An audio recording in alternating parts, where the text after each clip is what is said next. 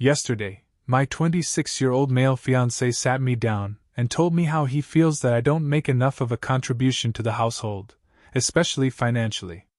This took me a little off guard, but because he wasn't in the wrong, I was prepared to listen to him.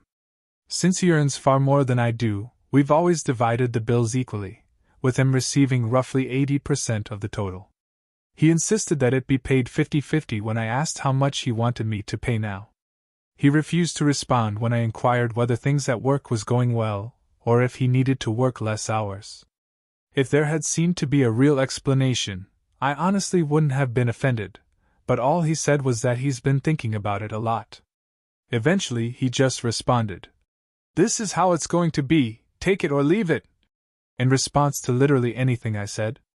He never offered an explanation or offered any reason why he had come to this conclusion. I asked him if he had a Zillow account or if he expected me to, after telling him that was okay and that I would accept it. He inquired why we would need a Zillow account, looking perplexed. I mentioned that we'll probably have to move into a one-bedroom flat because there's no way I could afford to pay half the rent on our current property. He became irate and demanded to know why I had no funds. I admitted to him that I did, but I don't utilize my savings to pay rent because that's a bad and unworkable plan. I then started talking about our new food budget, our annual entertainment budget, and the fact that I probably won't be able to pay for half of the payments on an Audi and a Land Rover, so we'll have to sell the cars and get a cheaper one. Then I clarified that although we could still go to places like Buffalo Wild Wings, date nights would also have to be cut back. Personally, I like Thursday nights because you could get 2 orders of boneless wings for the price of one. In other words, we're living within my means now, not his, if he expects me to pay half. He accepted it, but he's been furious ever since. He's pacing about the home in a cloud of rage, but he's not saying or doing anything. I emailed him 6 Zillow listings, all of which he said were uninhabitable for different reasons, some of which I agree with, and some of which I don't think are plausible. Now he's arguing that I'm harsh and controlling, and he attempted to approach me with a genuine worry about our relationship. I'm bulldozing over him and making it impossible for him to talk to me. Am I the foolish one? Not the fool. Your style was just amazing. You did a fairly good job of flipping the script on him. He believed he had a gold digger. This was fantastic. The next query, though, is why, with your apparent intelligence and moral character, are you spending so much time with such a naive, egocentric fool?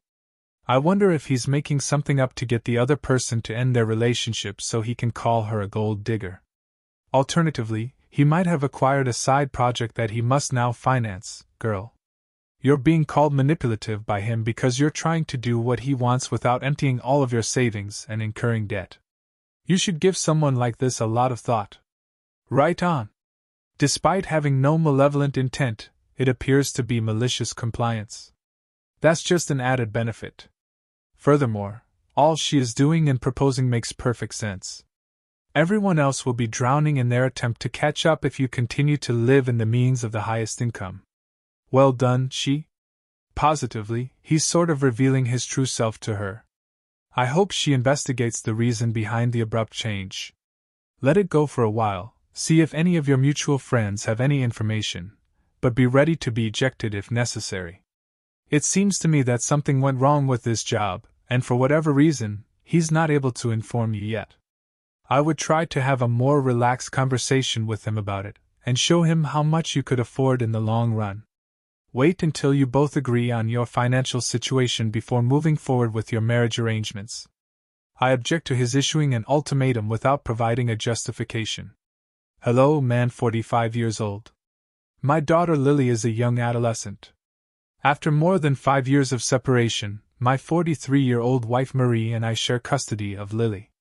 She would rather stay with me, though. My wife and her family have always encouraged that Lily let her hair grow. They take pride in having long hair themselves and believe that having longer hair makes one more feminine. I'm not sure if this is a cultural trait. Lily didn't want to make a scene, so she followed. Lily had hair that reached her thighs. Last weekend, Lily was staying with me, and just before I went to bed, I noticed her sobbing as she combed her hair. It felt like Lily was having a breakdown when I asked her what was wrong. She began to cry even more and told me how much she detested her hair, how much it took her hours every day to brush through it because it was so thick, and how it made her feel exhausted and sweaty. Not that I'm talking about styling it. She also informed me that Marie wouldn't let her dye it because it would destroy her hair and it is bad taste. I gave her a hug and reassured her that I would come up with a solution. I gave my sister a call and let her know what was going on. She scheduled a time the next day to have their hair stylist take a look at Lily's hair and make some changes. I took Lily to the hair salon the following day so she could get her hair cut. Her hair now reaches her shoulders thanks to her lengthy bob haircut. The remainder was donated. Lily was thrilled that she had some highlights done as well. Marie contacted me as soon as Lily came home, telling me I was a fool and what I had done to our daughter. She came back to me and stayed with me after she and her entire family began berating me for it and saying terrible things about Lily. Marie posted about it on social media, calling herself a terrible parent who has robbed her daughter of her femininity and womanhood. I should not have taken Lily to the hair salon, even my parents told me when they called. Not the fool. Have taken away the womanhood and femininity from my daughter? Whoa, they care more about what other people think than about what's happening to your daughter. As a young adolescent, Lily is wearing an enforced sign of womanhood. What is she expected to do with it? The awful ideas that come to mind. It sounds oppressive and like an outmoded weight. Lily must be thrilled with her new haircut and feel so light. Before my parents allowed me to chop my hair to my waist, I was 16. My mother was a despot. It had nothing to do with religion at all. Children teased me mercilessly. When I had gum caught in my hair, my mother would simply take out the peanut butter. Sometimes my hair would even end up in the toilet. It was repulsive. I don't see any issues with the parental setting. There are restrictions on hair, such as no mohawks or coloring, since some of those chemicals are carcinogenic. However, I think it's a serious red flag when a parent completely controls their child and won't allow them to exhibit their individuality. Your kid is grown enough to make her own decisions about her appearance. Her femininity and girlhood are independent of her hair length. She is not even close to womanhood yet. Her mother was forcing her to wear that hair because it wasn't comfortable, and it was abusive and oppressive. And please strive to get full custody of your daughter. Looking back as an adult in a similar situation, I wish my dad had been more persistent in his attempts to free me from my mother's control. My sister is 21, and I am a woman who is almost grown up. We've harbored genuine hatred towards one another. I don't remember ever having any good thoughts about her. She's a general pain in my butt and is home for the summer.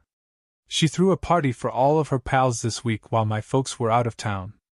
I don't mean to be cruel, but my sister and her pals have a huge social circle. My sister may be thicker than the others, but the others are larger.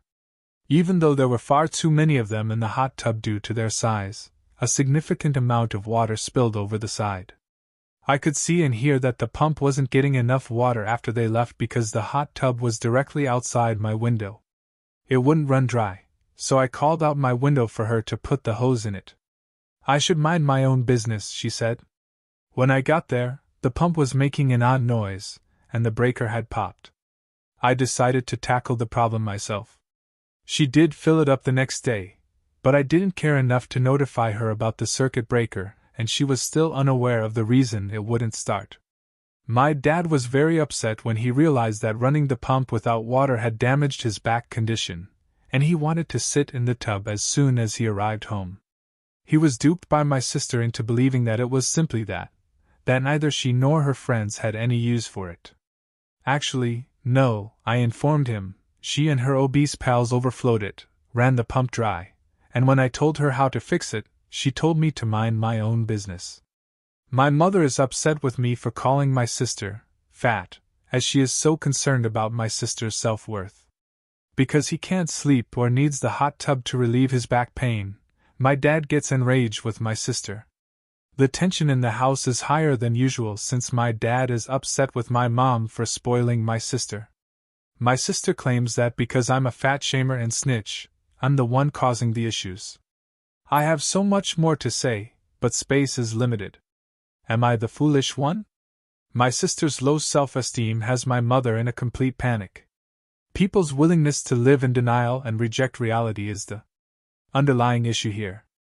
Your sister is rude to you and even decided to fabricate a story about something you tried to assist her avoid. Not the fool. These two sisters are quite bitter towards one another for a variety of reasons. I can only assume that the mother gave OP's sister a lot of passes because she was worried about her reputation. Her weight is not the problem. She disregarded the harm being done to the pump, acted dismissively, and then lied about it. More significant than your sister's sentiments or self-worth is your father's medical need to use the hot tub. Mom broke it, therefore her coddling is ridiculous. I wholeheartedly concur. The hot tub broke, the sister was the cause of the issue, and she lied about it. Having said that, the fat joke was superfluous. If Opie had acknowledged that, her mother would have likely not reacted negatively. It wasn't essential to mention that their size played a role in the hot tub breaking at the same moment. The Opie despises her sister, which is why the obese insult was inserted. It was possible to clarify how the weight added to the issue, but the original poster chose not to do so. I'm not letting her get away with fat-shaming her parents simply because she's right at this point. There was one approach that worked a little bit better. Here, everyone is the idiot. I've been living next door to my 24-year-old girlfriend, Katie, for almost a year and a half, but we've only been dating for the past 4 or 5 months. Our 59-year-old landlady paid me a visit a few days ago. Katie, who was off that day, witnessed our landlady leave my flat. She inquired what was wrong with my flat as she jumped into the conversation. I suppose she thought that since something broke, I had to have called the landlady. Katie seemed a little astonished and left us alone, but that evening she was more distant than normal, and when I asked her what was wrong, she begged me to explain why I'd been lying to her for so long. My mom's response to that was, "Does she need a reason to visit her son?" I couldn't figure it out. Then she told me that she was upset to learn that my mother also held the landlady position for the building and that she wanted to know whether I paid rent and what my mother's last name was. I told her that, in fact, I pay more rent than anyone else. I informed her that not having to pay a premium was the only benefit I had. I informed her that following the divorce, my mother took back her maiden name. She never asked directly where my mom works, I said, and I didn't see why I should answer her. She is still aloof. I'm not sure why hiding this was such a huge issue. It's you who is the fool. If she's seeing the son of her landlady, she has a right to know. If she had realized that a terrible relationship would end with your mom making her living situation difficult, she might not have wanted to get connected with you. Or maybe she's just not comfortable with it at all. She ought to have been informed because it has an impact on her. It's strange to me that he addresses her as the landlady right away. It's strange that you never brought it up, and your mother's response was genuinely quite impolite. How was she meant to know that your mother was in town rather than that there was a problem with your flat? Girlfriend figured out what she knew about your mom, that she was the landlady, and came to a reasonable conclusion. Yes, it took me 5 readings to fully understand it. I initially believed that the landlady was Opie's second mother, and that he lived with his mother. It was absurd the way he went from referring to her as the landlady and adding, "My mom said," to calling her that. I believe that the Opie is a moron for that reason alone. If, on the other hand, he uses his girlfriend as an excuse to distort important details, which I believe he did based on the story, then he is also a moron for not only telling her but actively trying to disguise it. Yes, just think about what Mom is aware of from repairs and examinations.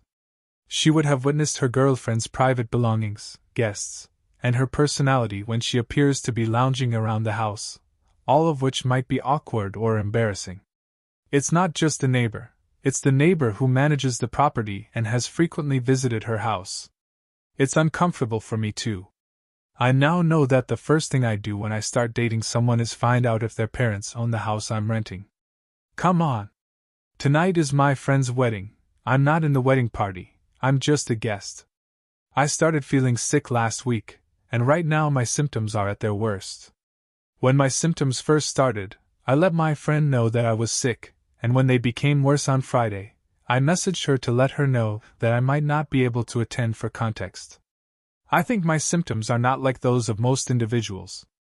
Everyone says they get better in 2 or 3 days when they get sick, but I stay sick for 2 or 3 months. Every time I get sick and start wheezing, I feel like I can't breathe.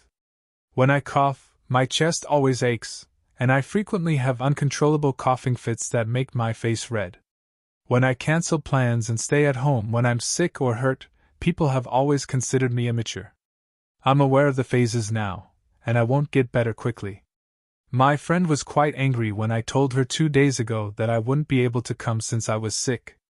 She abruptly started FaceTiming me, and when I answered, she hung up. We fought back and forth, with me saying that I think it would be best if I slept in bed, but she felt that it would be rude of me to miss her big day, especially since her wedding cost $200 per person. It looks like a little cold. Suck it up, get over it, and come to my wedding. LOL. She sent me in a message. That's thousands of dollars. Ultimately, she added that I could choose to be a good friend or not, and if I choose not to go, I could simply send her a PayPal gift for her wedding. I would be unhappy if I went to her wedding and had to bring a tissue box because, too much information, I would be coughing up a lot of mucus. I feel bad for skipping her wedding and upsetting her before her big day. Am I the foolish one? Not the fool. It was only fitting that your friend should have praised you for remaining home and not spreading illness. She ought to have added that she wished you got better.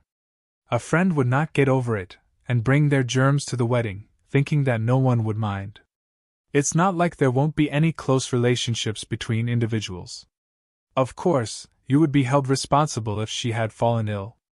To recover her wedding expenses, the bride would kill Granny rather than pass on that toaster oven. OP, you shouldn't go if you're too ill to do so. I would be upset if you were coughing up a lung next to me and I were a fellow guest. How is it that everyone hasn't figured this out by now? But 2 or 3 months of illness isn't typical, and you should definitely consult a doctor. That is seconded by me. I've been unwell for 6 weeks, really. X-rays showed long-term lung damage, most likely from a previous case of whooping cough. You are to blame for not attending. Your buddy is simply another conceited bride who believes she is the center of attention. What if her honeymoon was spoilt by your kisses and hugs? I find it offensive that she requested you to send her money even if you aren't there. Money is all that matters to her. So, kindly, don't give her any money and resist the urge to let her make you feel bad. And look for better companions to surround yourself with. After reviewing several comments, I've updated. It might not be a cold. I reasoned that it was because I essentially have all the symptoms, only worse, throughout the cold and flu season. It might be the pneumonia I get annually. Since I was a child, it has always been this way, and until a few years back, I honestly believed that everyone had this kind of cold since everyone told me I was an immature baby. I've visited walk-in clinics in the past when I was unable to see my family doctor, and they called it a cold and prescribed almost the same medications. That's also the reason I didn't challenge it. Friends texted me to inquire where I was, and the wedding is currently taking place. I told them what was going on, and they said I should have gone anyhow. LOL. I scheduled a visit with my physician to address this. I'm grateful to everyone.